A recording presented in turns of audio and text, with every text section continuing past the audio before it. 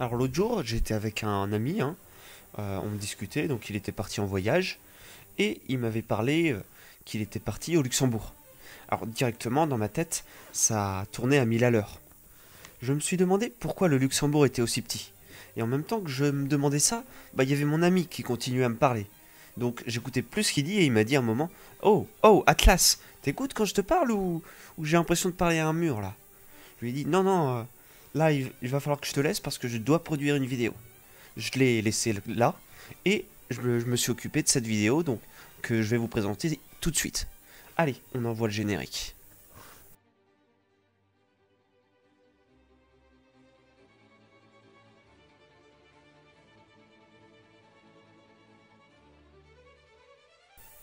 Bien évidemment, pour comprendre le Luxembourg, je vais comprendre cette région au son origine. D'accord? Donc, la région qui correspond à l'actuel Grand-Duché de Luxembourg est habitée aux origines par les Celtes jusqu'au 1er siècle avant notre ère. Par la suite, donc elle passe sous la domination romaine pendant environ 6 siècles. À partir du 3e siècle après Jésus-Christ, les invasions germaniques débutent, marquant progressivement la fin de l'influence romaine. Dès le 5e siècle, les Francs prennent le relais et s'installent durablement dans la région. Alors bien évidemment, je vous place donc le Luxembourg géographique, c'est-à-dire que la zone où se trouve le Luxembourg actuel est dirigée par les Celtes, puis par les Latins, puis par les Germains, mais le Luxembourg n'existe pas encore. Donc le Grand-Duché de Luxembourg, tel qu'il existe aujourd'hui, est une création issue des tractations diplomatiques du 19e siècle. Cependant, l'histoire de cette région remonte à des époques bien plus anciennes. Ses origines sont notamment liées à la dynastie carolingienne fondée par Pépin III, dit le Bref. Vous devez le connaître, hein. C'est pas la série Bref, c'est Pépin le Bref, qui est né en 714 et décède en 768 à Saint-Denis, près de Paris.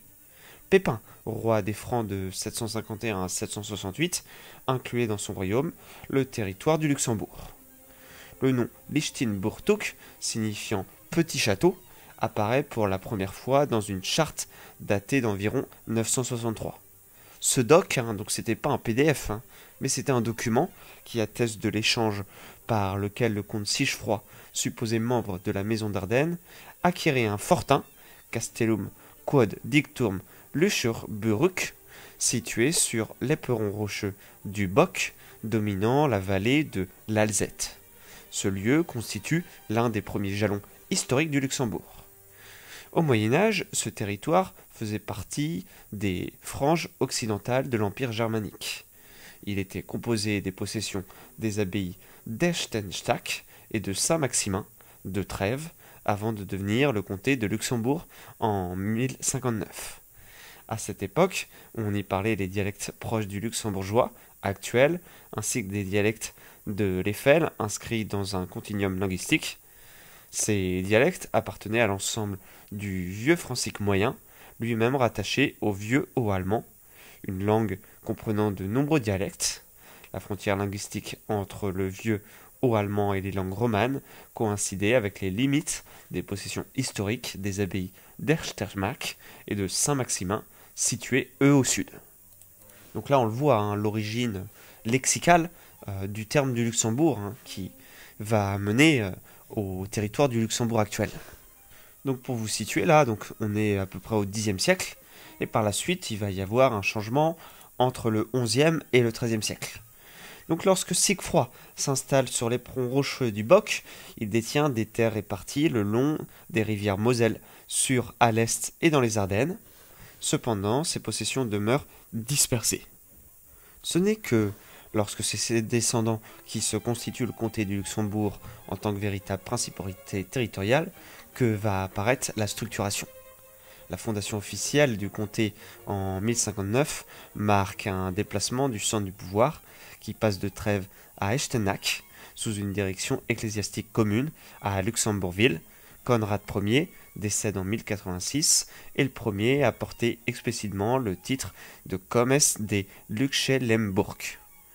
Donc le château fort de Lichtenburg devient alors le point central de rassemblement territorial qui s'opère au XIe, XIIe, XIIIe siècle. Transformé, agrandi et fortifié au fil des siècles, Ce château évolue pour devenir, au fil du temps, l'une des forteresses les plus grandes d'Europe. Grâce à sa position stratégique et ses impressionnantes défenses, elle est surnommée le Gibraltar du Nord par Lazare Carnot, surnommé l'organisateur de la victoire durant la Révolution française. L'extension territoriale du comté se réalise par diverses voies, des alliances matrimoniales par exemple, des acquisitions des terres, des relations de vassalité et conquêtes militaires aussi. Les comtes de Luxembourg réussissent à soumettre leurs rivaux, bien qu'ils subissent parfois des revers, comme lors de la bataille de Worringen en 1288, où le comte Henri VI et 3 de ses frères trouvèrent la mort. À la fin du XIIIe siècle, donc, le comté s'étend sur un vaste territoire entre Meuse et Moselle, que je vous montre ici, à cheval sur la frontière linguistique, avec une partie germanophone et une autre francophone.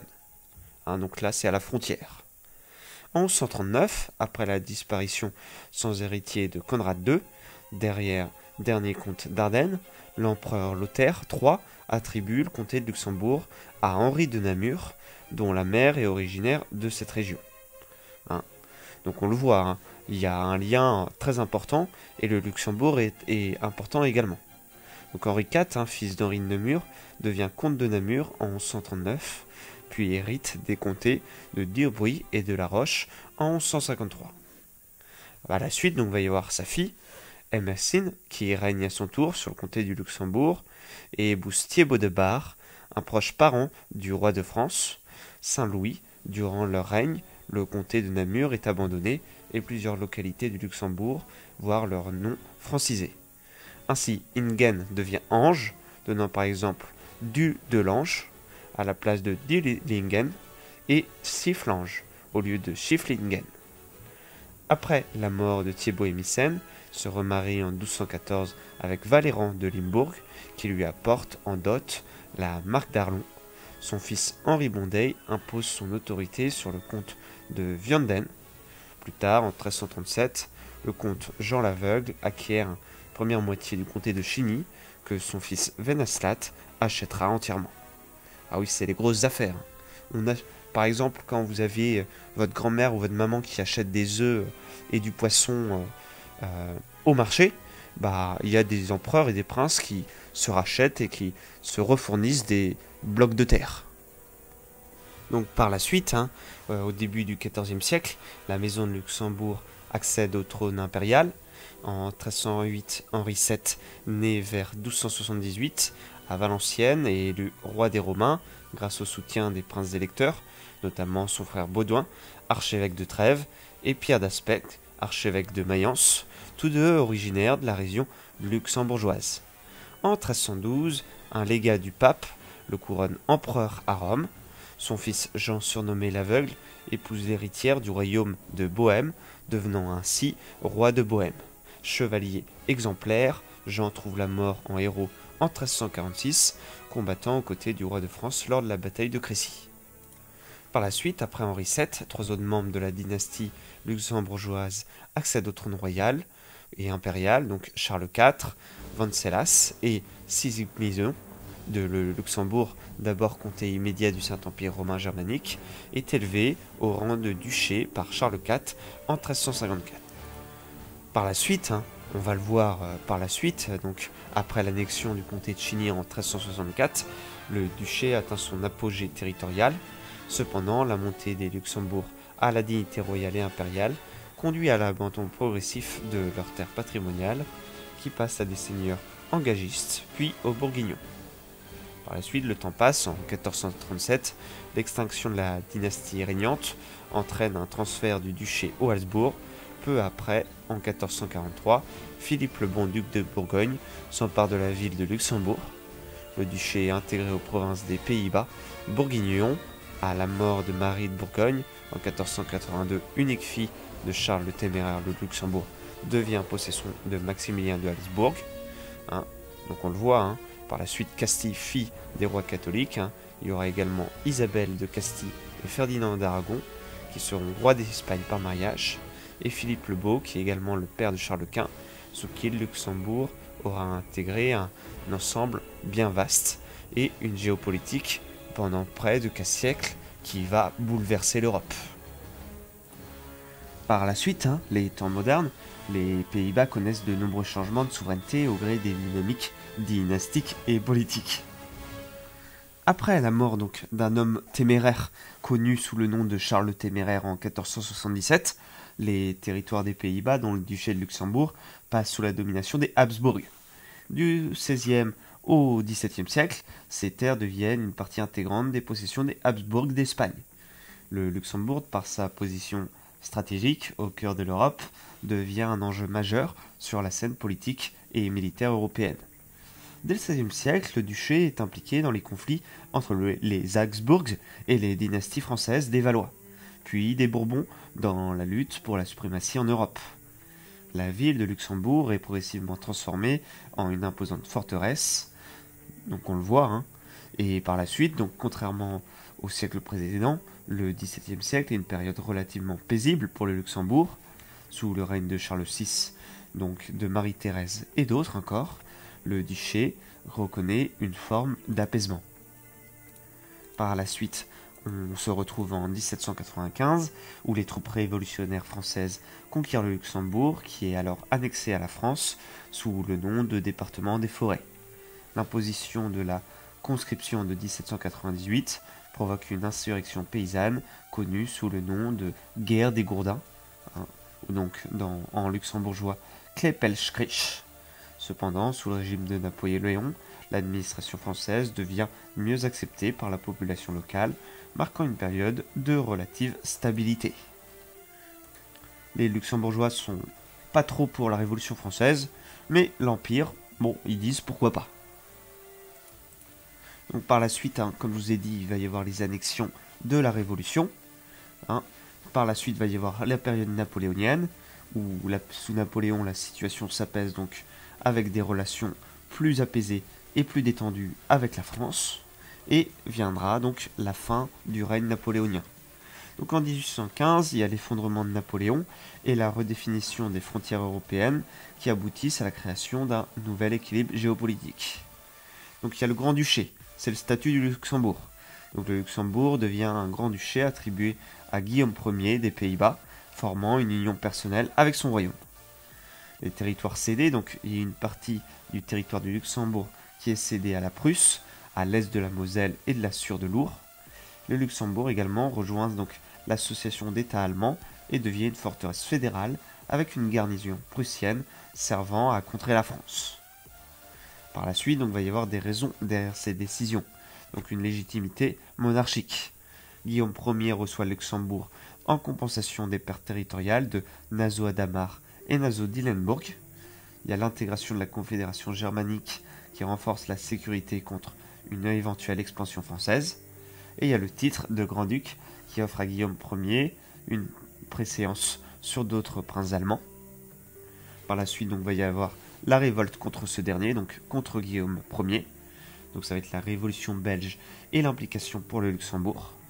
Donc la gouvernance de Guillaume Ier qui administre le Luxembourg comme province néerlandaise suscite du mécontentement, notamment en raison de sa politique fiscale en économie. Lors de la révolution belge de 1830, la population luxembourgeoise se rallie aux insurgés belges, excepté dans certains bastions organistes, donc comme la ville de Luxembourg.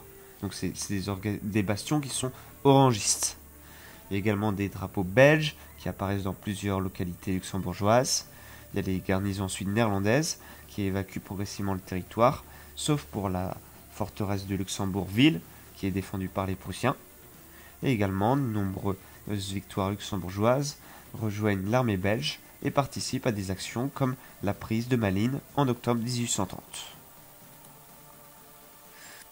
Par la suite, donc, après la proclamation de l'indépendance de la Belgique en 1830, le gouvernement provisoire belge déclare le 16 octobre de la même année l'annexion de l'ensemble du Grand-Duché de Luxembourg au nouveau royaume. Plusieurs luxembourgeois tels que Jean-Baptiste Thorn participent activement à l'élaboration des institutions belges, notamment à la création du Congrès national et à la rédaction de la Constitution belge. Cependant, cette annexion est contestée au niveau international. Les grandes puissances européennes, réunies à la conférence de Londres à partir du 4 novembre 1830, imposent un armistice entre la Belgique et les Pays-Bas. Donc, elles reconnaissent officiellement l'indépendance de la Belgique. le 21 mai 1831. Donc on affirme le protocole 24 qui propose que la Belgique rachète le Grand-Duché de Luxembourg, une solution inscrite dans le traité des 18 articles du 26 juin 1831. Ce traité prévoit l'intégration du Luxembourg dans le Royaume de Belgique et la compensation de la Confédération germanique par l'ajout du duché de Limbourg. Toutefois, ce traité ne sera jamais mis en œuvre. Après l'échec de la campagne des 10 jours, menée par Guillaume Ier, les grandes puissances imposent les 18 articles le 15 novembre 1831. Localement, certains propriétaires terriens et industries cherchaient également à influencer la délimitation des frontières pour attacher leurs terres et entreprises à la Belgique. Malgré ces décisions, Guillaume Ier refuse d'accepter ce traité, jugeant la Belgique non viable. Pendant 8 ans, le Grand-Duché reste sous une double administration. Ce n'est que le 14 mars 1838 que Guillaume Ier reconnaît la Belgique et accepte de négocier un traité définitif. Le traité se finalise, il va y avoir la scission du Luxembourg. Sa partie occidentale la plus étendue devient la province du Luxembourg, 9e province belge, tandis que sa partie orientale retourne sous le contrôle héréditaire de la maison d'Orange-Nassau en union personnelle avec les Pays-Bas. Ce traité fixe les frontières du Luxembourg telles que vous les connaissez aujourd'hui. Donc là, je vous resitue un peu. Il y a eu une guerre pour récupérer ces territoires entre la Belgique et les Pays-Bas. Finalement, ces territoires vont être donnés aux Pays-Bas. Après 1839, le Luxembourg n'est plus relié territorialement aux Pays-Bas. Ça, il faut bien le comprendre, et devient indépendant. Guillaume Ier, alors roi et grand-duc, se voit contraint de lui accorder une administration distincte. Son successeur Guillaume II marque son soutien à cette autonomie lors de sa visite au Grand-Duché de 1841. Il va même déclarer, je cite, « Je veux que le Luxembourg soit gouverné par les Luxembourgeois ». Bon, il avait à peu près cette voix-là, si je me rappelle bien. Progressivement, les bases d'un État autonome se mettent en place. Dès 1941, une charte constitutionnelle est accordée par le roi du Grand-Duc et des lois fondamentales sont adoptées pour structurer l'organisation communale. Également l'éducation, l'aide publique et le système judiciaire, tout en maintenant le code Napoléon. Malgré ces avancées, le Luxembourg reste confronté à des questions essentielles. Un territoire aussi petit avec seulement 170 000 habitants sur 2500 km² en 1839, peut-il réellement devenir totalement indépendant ? Dans un premier temps, le Grand-Duché reste attaché à l'Allemagne via la Confédération germanique et conserve un lien dynastique avec les Pays-Bas. Cependant, il parvient à rompre ces liens progressivement. Sauf qu'il va y avoir la célèbre crise, la crise luxembourgeoise. C'est la crise en fait de 1867 avec le traité de Londres. Mais je vous place du contexte. Un an plus tôt, soit 1866, pour ceux qui suivent, la guerre austro-prussienne entraîne la dissolution de la Confédération germanique, après la bataille de Sadowa. La Prusse, elle est en expansion, elle est en mode « je veux récupérer tous les territoires », pousse la France à chercher des compensations territoriales, et Napoléon III propose alors un arrangement à Guillaume II, roi et grand-duc, le Luxembourg en échange de 5 millions de francs or. Si Guillaume III accepte, la Prusse, qui maintient une garnison dans la forteresse du Luxembourg, elle s'oppose fermement à cette cession. Face à cette impasse, un congrès international est convoqué à Londres. Le traité qui en déroule est signé le 11 mai 1867, établit un compromis renforçant la position du Luxembourg sur la scène internationale. La Prusse retire sa garnison, la forteresse de Luxembourg est démantelée et le Grand-Duché est déclaré perpétuellement neutre, sous la garantie des grandes puissances signataires, à l'exception de la Belgique elle-même neutre. En retour, la France abandonne ses revendications territoriales. Cette crise met en lumière le conflit d'intérêts inhérent à la double couronne du roi du Grand-Duc. En 1890, la mort de Guillaume II, cette union personnelle prend fin en raison des divergences dans des lois censorielles de deux pays. Wilhelmine, fille de Guillaume II, hérite du trône néerlandais. Cependant, conformément à un pacte familial établi en 1783 par la maison de Nassau, le Luxembourg revient à Adolphe de Nassau-Weilbourg en tant que bien patrimonial. À partir de cette date, le Luxembourg possède sa propre dynastie avec son propre territoire. Donc pour comprendre un petit peu le Luxembourg, j'ai souhaité faire cette vidéo pour voir donc si elle vous a plu dans cette première partie. Si cette vidéo marche plutôt bien, donc on fera le Luxembourg dans la suite des événements, donc des conflits mondiaux entre la France et l'Allemagne, si cette vidéo buzz. Donc n'hésitez pas à faire buzzer les likes, partages, commentaires, enregistrer la vidéo et commenter en dessous afin qu'elle soit référencée. Vous pouvez également me faire un petit don sur Tipeee. Et moi je vous dis à bientôt pour une nouvelle vidéo. Salut les amis.